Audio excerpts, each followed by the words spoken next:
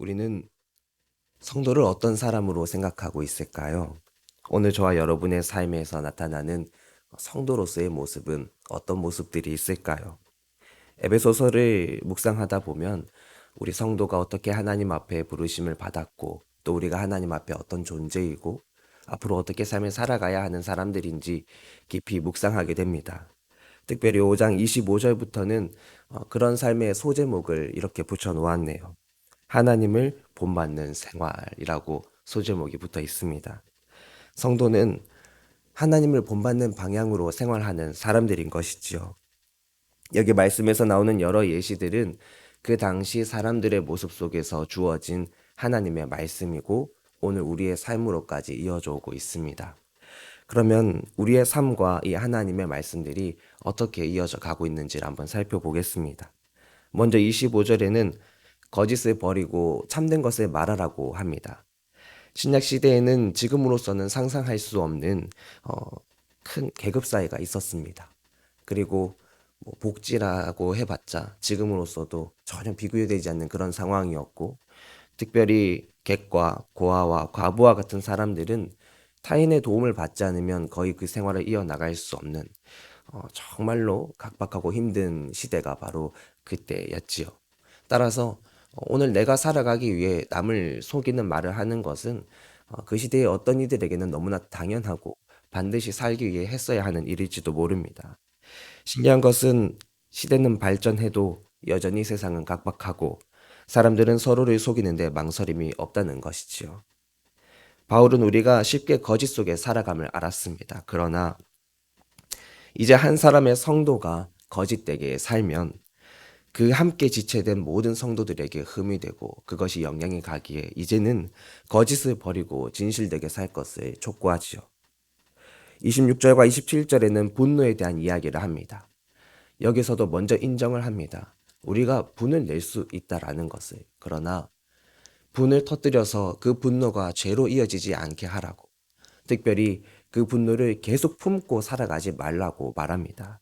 왜냐하면 분노를 계속 품고 살아가는 것은 결국 사탄에게 우리의 틈을 보여주는 것이기 때문이죠.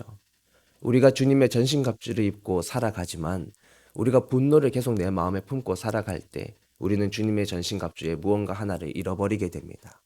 그러면 사단은 결코 그 틈을 놓치지 않고 우리를 공격하는 것이죠.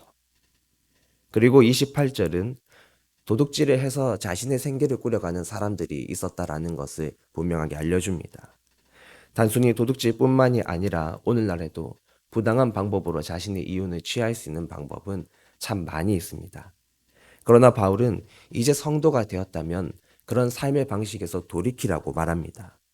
자기 손으로 수고하여서 나만을 위해서가 아닌 다른 사람을 위해 선한 일을 행하라고 말합니다. 그리고 29절에는 입술에서 나가는 말을 지도하죠. 우리나라도 어려운 옛말들을 살펴보면 욕설들이 많이 있었던 것을 살펴볼 수 있습니다. 특별히 노예를 무시하고 어느 인종을 무시하고 여성이나 아이를 무시할 때 특별한 직급을 무시할 때 때로 그런 말들은 어떤 사람을 비방하는 욕설의 기원이 되기도 합니다. 꼭 욕이 아니더라도 더러운 말은 사람을 넘어뜨리고 쓰러뜨리죠. 무시하거나 비난, 정죄, 혐오와 같은 여러 말들은 이렇게 사람을 힘들게 합니다. 하지만 바울은 이제 그러한 말들을 그냥 입 밖에 내지 말라고 합니다.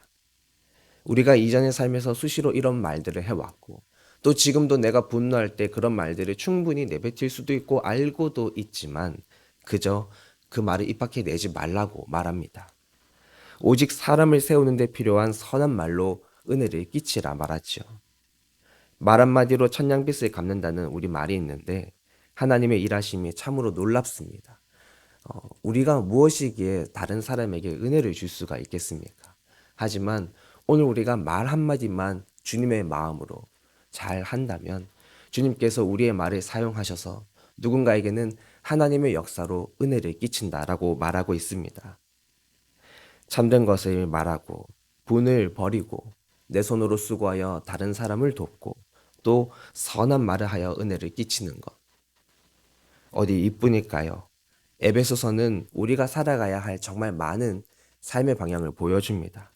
다만 오늘 우리가 이 말씀 속에서 꼭 기억했으면 하는 것은 바울이 무엇보다 하나님께서 우리의 연약함을 너무나 잘 알고 계신다라는 거예요. 그분은 우리가 거짓말쟁이인 것을 아십니다. 그분은 우리가 수시로 분노에 휩싸인다는 것도 아시고, 우리가 삶을 살아가며 내가 내 돈 벌어, 요즘 내 돈 내산이라는 말도 있는데, 내가 내 돈 벌어 내 편하게 살고, 내가 하고 싶을 때 내가 하고 싶은 말 하며 사는 것, 그런 여러 가지 우리 마음의 욕망들을 주님은 다 아십니다.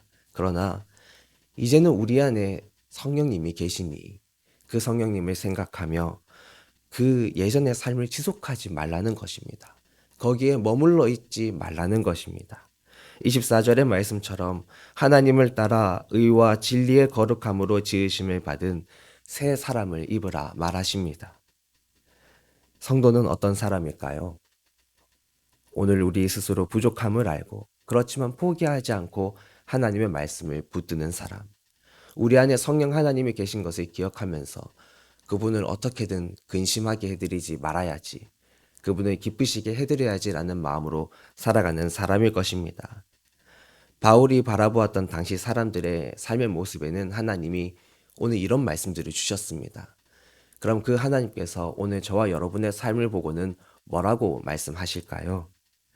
성경의 수많은 구절들 속에서 우리가 지켜가야 할 진리, 또 하나님의 정신과 그 마음을 알아가고 그 주님의 말씀에 순종하여 오늘도 참된 성도로 살아가시는 저와 여러분 모두가 되시기를 주의 이름으로 축복합니다.